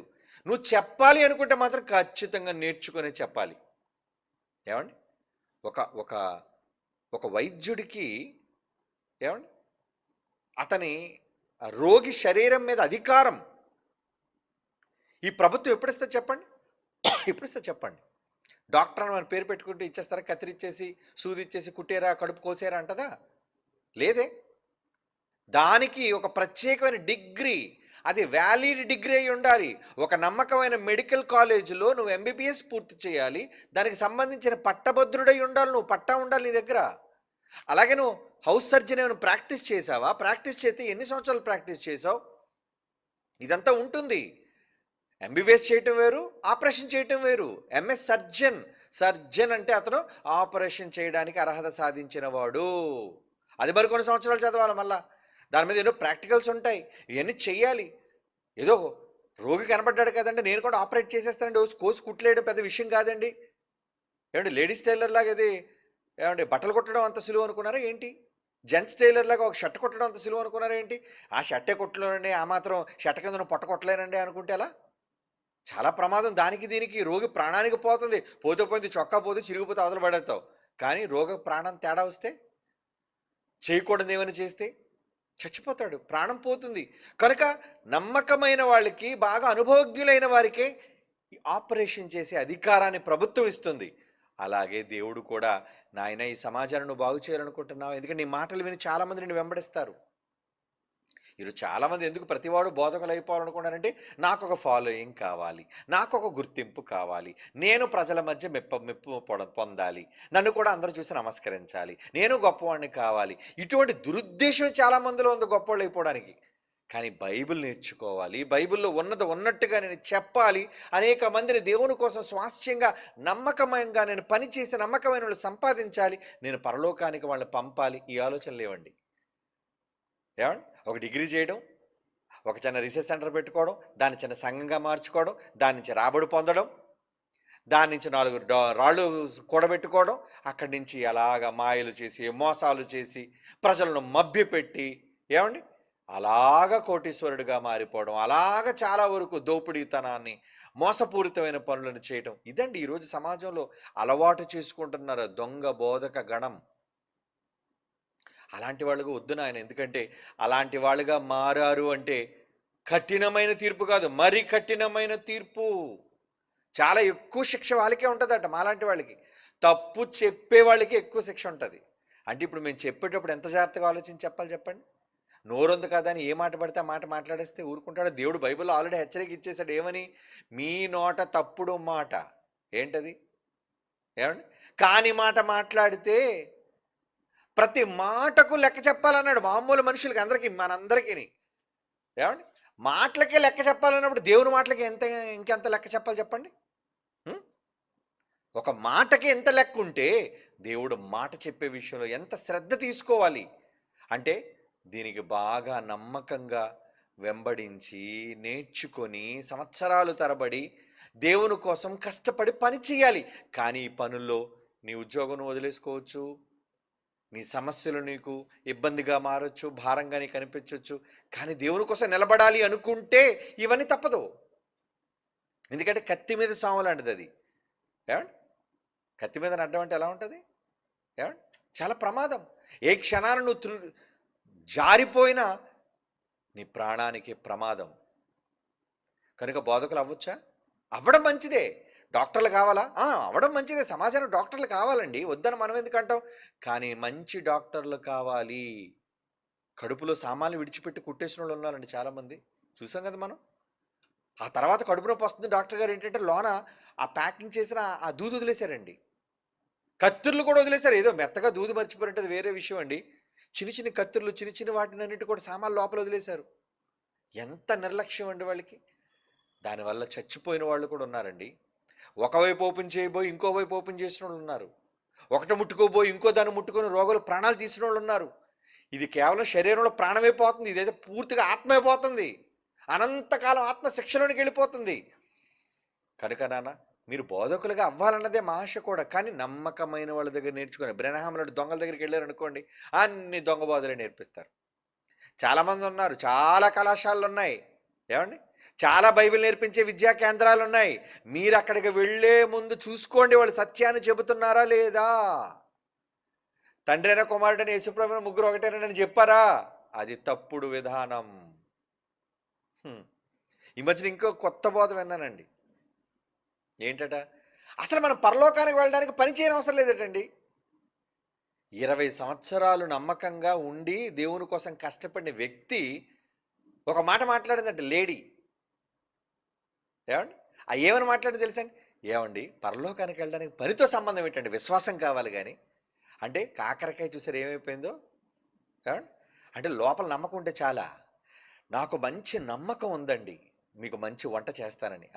నమ్మకం ఉంది, ఓకే చెయ్యి అయితే వంట. నమ్మకం ఉంటే వంట రాదు. నమ్మకం ఉంటే ఏం రావాలి? విశ్వాసము క్రియలు లేనిదైతే, బైబిల్ ఏం చెప్పింది? అది మృతము. క్రియలు లేని విశ్వాసము, నమ్మకం మృతము. నాకు భక్తి ఉందని ఎవడేనంటే యాకోబు పత్రికలో చెప్పాడండి. ఏమండి వీళ్ళు మన దగ్గర నేర్చుకొని మన దగ్గరుండి ఎవడో పనికిరాని బోధలు విని వీళ్ళు ఇలా మారిపోతున్నారు అంటే, పాప వాళ్ళతో సహవాసం చేసిన వాళ్ళు, స్నేహితులైన వాళ్ళు, బంధువులైన వాళ్ళు, ఏమండి 20 ఏళ్ళు కలిసి ఉన్నామండి, 20 సంవత్సరాల తర్వాత వాళ్ళు ఈ మాటలు మాట్లాడుతుంటే బాధ వచ్చేస్తుందండి. తిండి తినడం మానేశారండి. ఏంటి బెంగ పెట్టుకుని వాళ్ళ మీద? ఈ విషయాన్ని విని నేను ఆశ్చర్యపోయాను. అంటే బైబిల్ అర్థం కాదా ఏంటంటే? జైశాలి గారు ఆ ప్రసన్నబాబు అనే వ్యక్తి ఎప్పుడు కూడా పని చేస్తేనే పరలోకం, పని చేస్తేనే పరలోకం అంటారు ఏంటండి అంటే, మరి పని చేయకపోతే ఏంటి? తేరగా ఎవడేస్తాడు పరలోకం నీకు? పని చేయకుండా నీకు ఉద్యోగం జీతం ఇస్తారా? పని చేయకుండానే నీకు ఇంట్లోని పనులన్నీ జరుగుతాయా? పని చేయకుండానే ఏదైనా సమకూడుతుందా? మరి పని చేయకుండా పరలోకం ఎలా వస్తుందమ్మా? పిల్లలకి సండే స్కూల్ నేర్పించి, పిల్లలకు పాఠాలు చెప్పి, మనతో పాటు కలిసి ఉన్న వాళ్ళు ఇలాంటి తప్పుడు బోధలు చేస్తున్నారు. తప్పుడు బోధలను పోయారు అంటే చాలా జాగ్రత్తగా ఉండాలి. అలాంటి వాళ్ళతో ప్రమాదం. వాళ్ళ కొరకు ఎలాగా నాశనం, చీకటి సిద్ధంగా ఉంది. వదిలేయండి, ఇంకా వాళ్ళకి చెప్పినా వాళ్ళకి అర్థం కాదు. మరి బైబిల్ విందామా? పనితో సంబంధం లేదంటే నమ్మకమే ముఖ్యం అంటే, అయ్యో పిచ్చి తల్లి, నీకు నమ్మకం ఎంత ముఖ్యం, ఆ నమ్మకం కోసం బైబిల్ ఏం చెప్తుందో చూడు. బైబిల్ చదువమ్మా. యాకోబు పత్రిక 2వ అధ్యాయం 17వ వచనం. యాకోబు పత్రిక 2వ అధ్యాయం 17వ వచనం. విశ్వాసము క్రియలు లేనిదైతే, పనులు లేనిదైతే, అది ఒంటిగా ఉండి చచ్చిన దాంతో సమానం. ప్రాణము లేని శరీరం ఎలాగో మృతము, అలాగే క్రియలు లేని విశ్వాసము మృతం. మరి నీకు విశ్వాసం ఉందంటావేంటి? ఏమండి? ఆ అమ్మాయి అంటుందట, వాళ్ళ తల్లిదండ్రుల దగ్గర ఎక్కడికి నేర్చుకుందట, హైదరాబాద్లో నేర్చుకుందట. చాలా వరకు హైదరాబాద్ అడ్డాగా మారుతుంది దీనికి. జాగ్రత్త, కబడ్దార్. హైదరాబాద్లో ఉన్న వాళ్ళందరూ జాగ్రత్తగా ఉండండి. ఏమండి? ప్రతి కంపు ముందు మేజర్ సిటీస్లో ఉంటుంది. ఎలాగా? బెంగళూరు, హైదరాబాద్, ముంబై, మెట్రోపాలిటన్ సిటీస్లో ఉంటాయి. అందుకే చూడండి, రోగాలు ఎప్పుడు కూడా ఎక్కడ ప్రబలిపోతాయి చెప్పండి?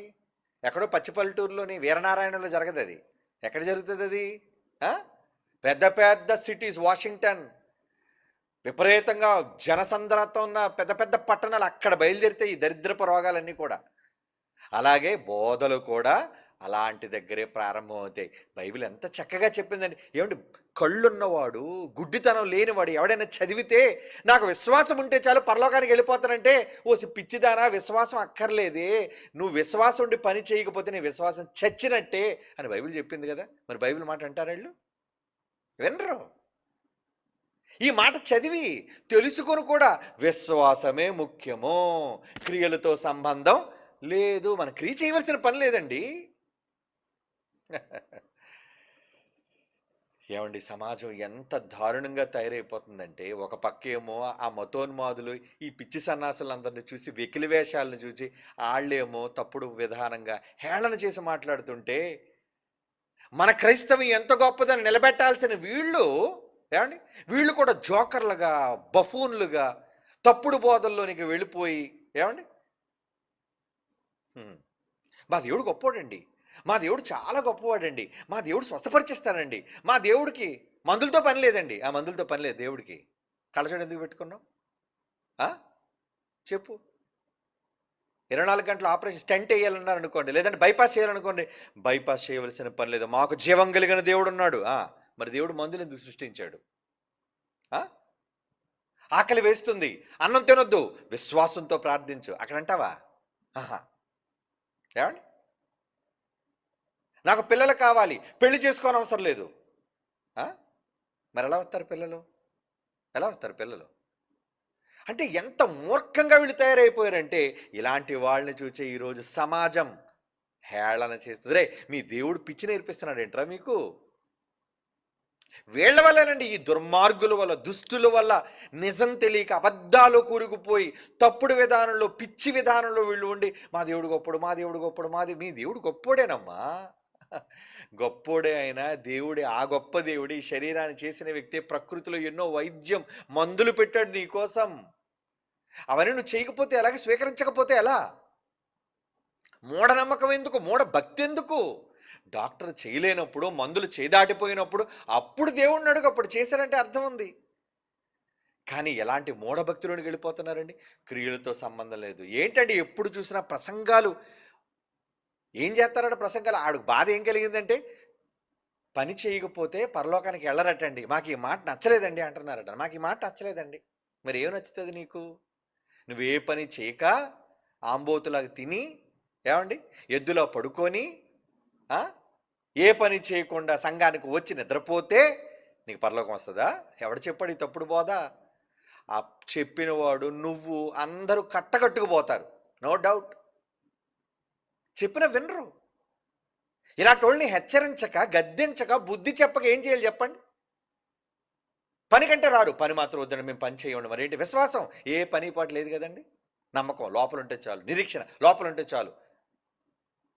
ఇలాంటి తప్పుడు విధానంలోనికి వెళ్ళిపోతున్నారు.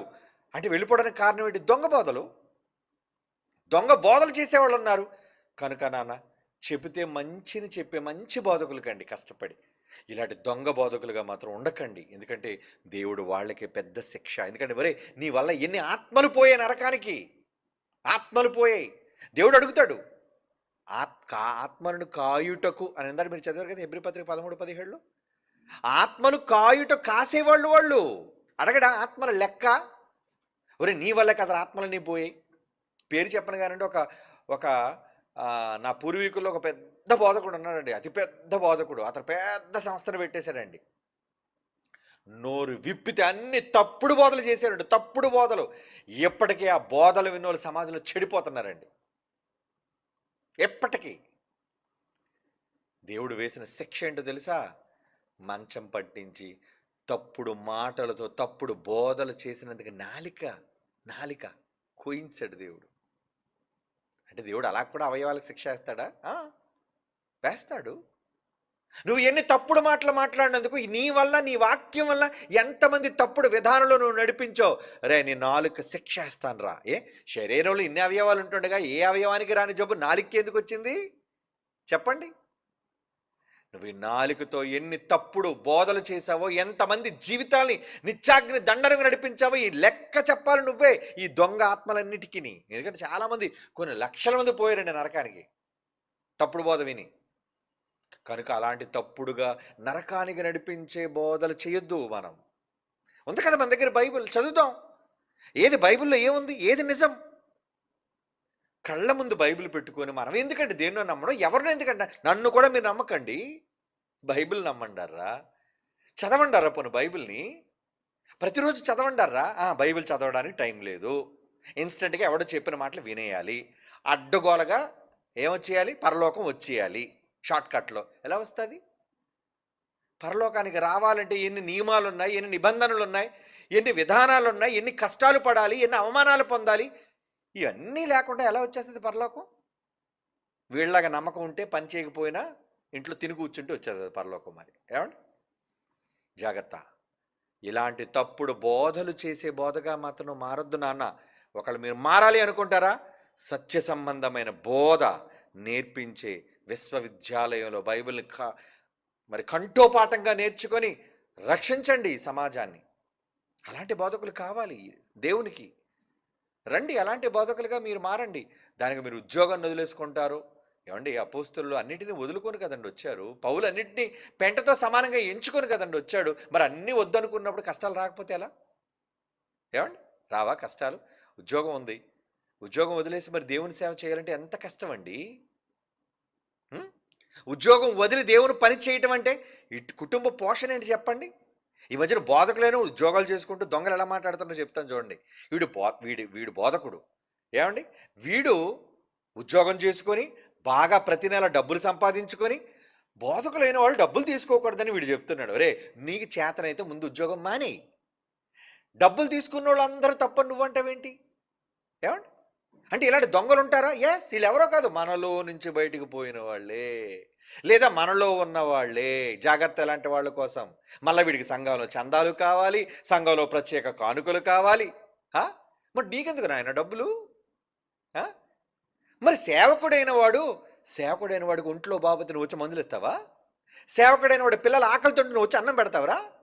సేవకుడు ఒంట్లోని ఇంట్లోని సమస్యలు వస్తే నీ అప్పులు ఉంటే నువ్వు వచ్చి తీరుస్తావురా? ఎక్కడి నుంచి వస్తాయి డబ్బులు చెప్పండి? సేవకుడు సేవ వల్లనే బ్రతకాలి. అందుకే సేవకుడు ఖరీదని మాట్లాడాను నేను. ఎవడ మాట్లాడడానికి సరిపోడు దానికోసం. ఏమండి, వీడు ఉద్యోగం చేసుకుంటూ వేల రూపాయలు సంపాదించుకుంటూ మళ్ళీ బోధ చేస్తూ మళ్ళీ ఇటు చెప్తాడు ఏమని, మనం బోధకులు డబ్బులు తీసుకోకూడదండి, నీ సంఘంలో చందేత్తనం మాని. సిగ్గు ఉండాలి ఈ మాట చెప్పడానికి, సిగ్గు.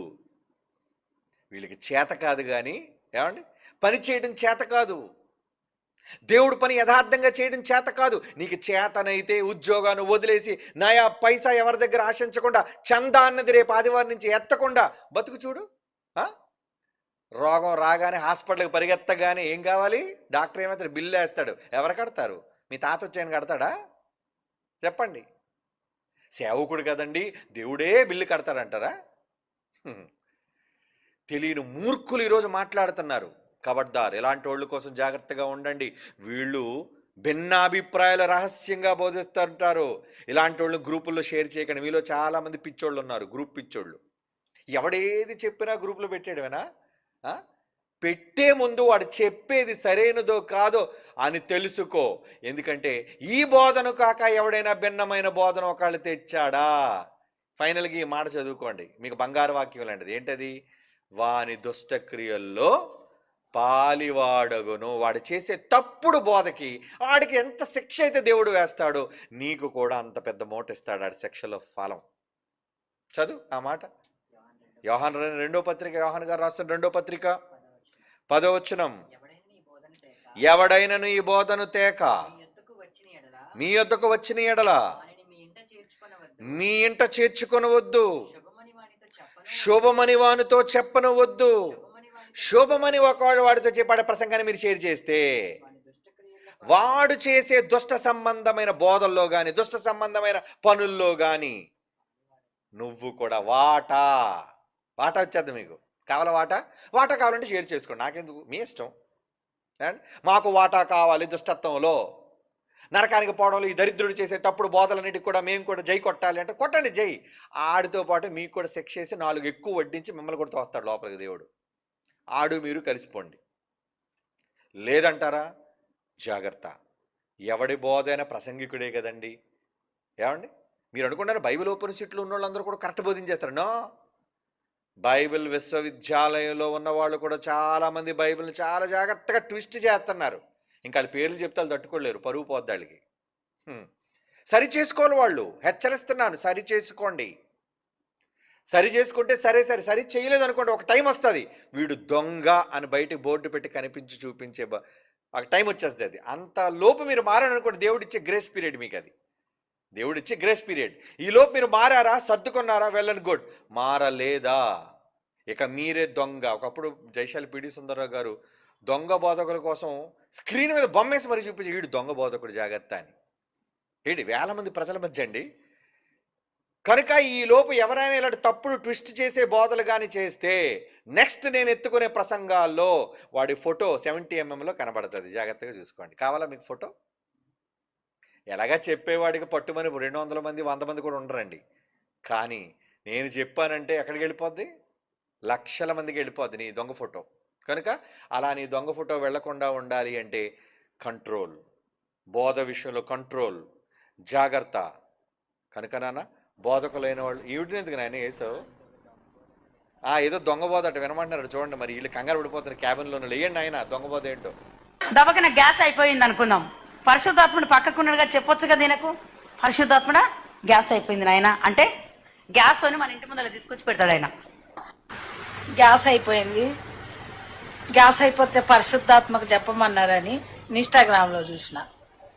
పరిశుద్ధాత్మ గ్యాస్ అయిపోయింది నాయన అని ఖాళీ సిలిండర్ ఎడబెట్టిన. ఇప్పటికి 4 రోజులు అయింది. ఖాళీ సిలిండర్ పెట్టి సిలిండర్ చూస్తున్నా, ఇటు గేట్ వైపు చూస్తున్నా, ఏ గ్యాస్ కూడా వచ్చి నిలబడలే. మరి ఇంకేమన్నా చెయ్యాలన్నా? గ్యాస్ బుక్ చేయలే నేను, ఖాళీ పరిశుద్ధాత్మకే చెప్పిన, నాయన పరిశుద్ధాత్మ గ్యాస్ అయిపోయింది. ఈరోజు కూడా చెప్తున్నా, పరిశుద్ధాత్మ గ్యాస్ అయిపోయింది, గేట్ దగ్గర గ్యాస్ బండి నిలబడాలి. బాగుంది కదండి. మీరు కూడా ఏమైనా గ్యాస్కి ఫోన్ చేస్తున్నారా లేదంటే పరిశుద్ధాత్మలు చెప్తున్నారా? ఏం పరిశుద్ధాత్మైన హెచ్పి డీలర్ అనుకున్నారు ఏంటి? నాకు అర్థం కాదు. ఆ? ఎంత వెటకారం అయిపోయిందండి. ఏమండి, మరలా చెప్తున్నాను, ఇప్పుడు మనం అంతా బోధ విషయంలో ఈ శత్రువులు, ఈ దుర్మార్గులు, ఏమిటి మత ఛాందసవాదులు క్రైస్తవ్యం మీద రెచ్చిపోతున్నారు కాబట్టి క్రైస్తవులు ఏమీ అనటం లేదు. ఒరే మీరందరూ మారండి రా, ప్రేమగా కలుద్దాం, ఒక దగ్గర కూర్చొని సత్యాన్ని మాట్లాడుకుందాం అని చెబుతున్నాం. ఒకవేళ అది కానీ జరగకపోతే ఫస్ట్ వేట్ వీళ్ళకే పడుతుంది. మొదట లోపల ఉన్న ఇంటోళ్ళకి దెబ్బలు పడతాయి ముందు. ఈ మధ్యన ఎందుకు అనుకున్నారు ఇంటోళ్ళు? ఏమండి మా క్రైస్తవ్యాన్ని ఎందుకంటే ఏం అనటం లేదండి అంటే, అవకాశం ఇచ్చా మారండి. ఎందుకు అనవసరంగా 10 మందితో అనిపించుకోవడం? ఎంత హేడనగా! అసలు నువ్వు చెప్పేదానికి ఏమైనా అర్థం ఉందా? ఆడదని లేదు, మగాడని లేదు, ప్రతి వాడు ఒక బోధ, ఒక బోధకురాలు. సిగ్గు ఉండాలండి, ఇలాంటి వాళ్ళకి సిగ్గు కలగాలి. ఇలాంటి తప్పుడు బోధలు చేసే వాళ్ళని తిడితే బాగుండండి. అనవసరంగా అపశోభం తెలియని ప్రభువుని అంటున్నారండి, బైబిల్ని అంటున్నారండి, టోటల్ క్రైస్తవ్యాన్ని నిందిస్తున్నారండి. మరి మీరు ఖండించొద్దు ఇలాంటివన్నీ చూసిన తర్వాత. అందుకే అన్నాడు, ఖండించో, గద్దించో, బుద్ధి చెప్పో. మనుషులు దురద చెవులు గలవాళ్ళు. ఏంటి మైకు పట్టుకొని చెప్తుందంటే ఆవిడ ప్రసంగం వింటున్న వాళ్ళు ముందు జనం గొర్రె జనాంగం ఉన్నదా లేదా? ఎందుకు లేరు? హల్లెలూయా, దేవునికి స్తోత్రం, గ్యాస్ వచ్చింది అనేవాళ్ళు ఉంటారు. ఇలాంటి పిచ్చి మాటలు మాట్లాడి ఇలాంటి తప్పుడు బోధలు చేసే వాళ్ళ విషయంలో వీళ్ళు బయట ఉన్న దొంగలైతే ఇంటి దొంగలు కూడా కొంతమంది ఉన్నారు. జాగ్రత్త. ఎప్పటికైనా ఇంటి దొంగలుగా, అంటే బీఓఏలో ఉండి తప్పుడు బోధ చేసేవాళ్ళు ఎవరైనా ఉన్నారా? మీకోసం ఇంకా చెప్పట్లేదు, లేదంటే తర్వాత ఇలాంటి వీడియో పడుతుంది మీది. నేనే చెప్తున్నాను, వీడియో పడుతుంది. ఎవరిని సహించేది, క్షమించేది లేదో. మర్యాదగా బైబిల్లో ఉన్నది ఉన్నట్టుగా బోధించుకుంటూ సేవ చేస్తే సరే సరి, లేదా మీరు చూద్దరు కానీ వెయిట్ అండ్ సీ. నేను అన్నాను అంటే ఖచ్చితంగా చేసి తీరుతాను. తెలుసు కదా నా సంగతి, మీలో చాలామందికి తెలుసు. పబ్లిక్గా ఎవరిని పట్టించుకోను. మతోన్మాదులైన వాడికే లోన్ ఎలా ఉంటుందంటే ఉడికిపోతుంటుంది నేను మాట్లాడుతుంటే. ఎప్పటి వరకు ఎవ్వడో ఎందుకు భయం? ఎవడికి భయపడిన సంగతి మీకు తెలుసు కదా. బయటోడికే భయపడు, ఇంట్లోడికి భయపడతానా నేను చెప్పండి? ఇంట్లోడికి భయపడతానా? ఇంట్లోని తోలు తీసి ఎండగట్టేస్తాను మొత్తం అంతా కూడా. కాబట్టి జాగ్రత్త. ఇప్పటికైనా పరిస్థితులు సర్దుకొని మనల్ని తగ్గించుకొని దేవుని పనికి అవమానకరంగా మారకుండా మంచిని చెప్పు. నీకు వాక్యం చెప్పే అవకాశం వచ్చిందా? టార్గెట్ బోధలు చేయకు. ఎవరి మీద కోపం ఉంటే ఆ కోపంతో ప్రసంగాలు చేయడం కాదు. ఏం చెప్పాలి? పరలోకానికి వెళ్ళాలి అంటే ఒక వ్యక్తికి ఏం చెప్పాలి నేను, అది చెప్పు. ఇవన్నీ చెప్పకుండా ఇలాంటి దొంగ పనులన్నీ చేసి దొంగ మాటలన్నీ చెప్తుంటే సేవకులైన వాళ్ళు ఎలా వస్తారు చెప్పండి? మంచి సేవకులు ఎలా వస్తారు? ఇలాంటి దొంగలు నమ్మి గుడ్డివాడుకు దోవ చూస్తే మొత్తం నరకానికి పోయే పరిస్థితులు ఉన్నాయండి. కనుక దయచేసి మిమ్మల్ని ప్రేమించి చెప్తున్నాను సోదరులారా, మానుకొని మంచి సేవకులుగా మారండి. మేము అదే కోరుకుంటున్నాం. సమాజాన్ని రండి కలిసి రక్షిద్దాం, అందరం కలిసి సమాజాన్ని బాగు చేద్దాం, సమాజాన్ని మారుద్దాం. ఇది మనం చేయాల్సిన పని. అంతేగాని ఇద్దరు నిజంగా సేవకులుగా మారాలి అనుకోవడం మీ నిర్ణయం చాలా మంచిది నాన్న. నేను చెప్పాను, వాటి వల్ల వచ్చే పర్యవసానాలు ఏంటో మీ ఇద్దరికీ చెప్పాను. కనుక ఎటువైపు మీరు ఒగ్గుతారో, ఎటువైపు నిర్ణయం తీసుకుంటారో చేయండి. అలాగని సేవకులు కానంత మాత్రం నరకానికి వెళ్ళిపోతారని ఏం లేదు, అది కూడా చెబుతున్నాను. సేవకుడైతేనే పరలోకానికి వెళ్తానని కాదు. మీరు సేవ చేయకపోయినా సేవకు సహకారులుగా ఉండండి చాలు. మీ ఉద్యోగం చేయండి, మీ వ్యాపారాలు చేయండి, కానీ సేవకు సహకరించండి. ఎందుకంటే సహకరించిన వారి పేర్లు ఎక్కడుంటాయి? జీవగ్రంథం. బైబిల్ ఇచ్చేసింది, మాట ఇచ్చింది మీకు. మీరు నరకానికి వెళ్ళిపోతారని చెప్పలేదు. కాకపోతే బోధకులైన వారికి జీతం ఎక్కువ, బోధకులైన వారికి శిక్ష ఎక్కువే. కాబట్టి నువ్వు మంచి నిర్ణయం తీసుకొని, మీరు బోధకులు కావాలనుకుంటున్నారా? జెంటిల్మెన్ అంటే మంచి బోధకుడు, సద్బోధకుడుగా అనిపించుకోండి, లేదా మంచి సహకారిగా ఉండండి. మీరు పురుషులైనా స్త్రీలైనా దేవుని పనిలో మంచి సహకారులుగా ఉండండి. ఓకేనా? టైం అయిపోయింది. God bless you. మిగిలిన ప్రశ్నలు నెక్స్ట్ సాటర్డే మాట్లాడుకుందాం. కళ్ళు మూసుకొని ప్రార్థన చేసుకుందాం. పరిశుద్ధుడైన తండ్రి దేవా, ఈ లోకంలో అనేక మంది వాళ్ళ విధానాలను బట్టి మీ కుమారుడైన క్రీస్తు మీరు అవమానించబడుతున్నారు తండ్రి. దీనికి సరైన పర్యవసానం, పరిష్కారం మేము ఇవ్వగలుగుటకు సహాయం దయచండి. మూర్ఖుల నోరు మూయించగలిగే సామర్థ్యాన్ని నీ పిల్లలుగా మాకు అనుగ్రహించండి. మమ్మల్ని ఎల్లవేళలా ఆదరించి కాపాడుతూ మమ్మల్ని పెంచి పోషిస్తున్నందుకు మీకు కృతజ్ఞతలు తెలుపుకుంటూ క్రీస్తు యేసు వారి పవిత్రమైన నామములో ఈ ప్రార్థన వేడుకొనుచున్నాము తండ్రి. ఆమేన్.